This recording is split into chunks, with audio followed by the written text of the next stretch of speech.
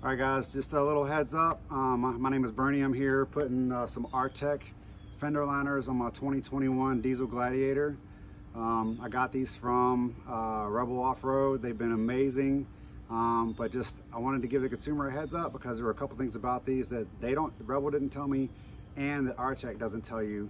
So now I call it Artec and they're not specifically for a 2021 diesel Gladiator, but they will fit with some modifications that nobody tells you when you buy these. So this is why I'm making this video.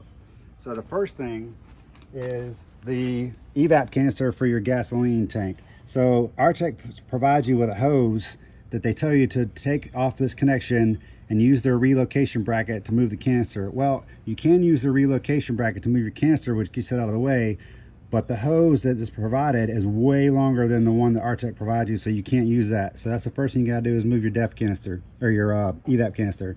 Then, as you can see right here, your inner fender liner rubs and hits your DEF line, this is your vent line, your gas line, and this is after I removed the factory location bracket to slide these over.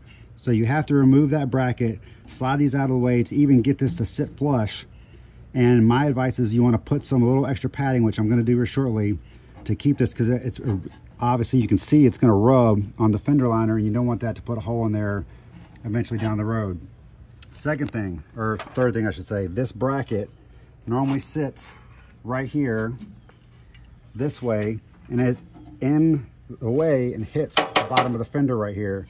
Well, on this bracket are these plugs. So all you do is you got to take the plugs off the bracket, remove the bracket, and then you can just tuck them up under the way like you see I've done here. And then you can get the fender to bolt up as it's supposed to. And then the fourth thing is when you go to install your inner fender liner for these bolts right here, you have to use a supplied size bolt that goes into the hole right here.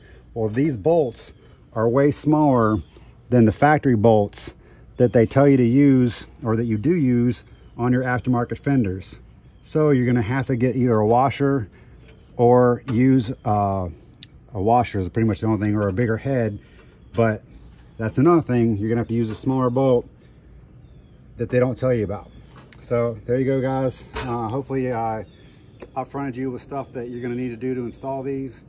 I don't mind the fabrication or the modification, it just would have been nice to know that up front. Thank you.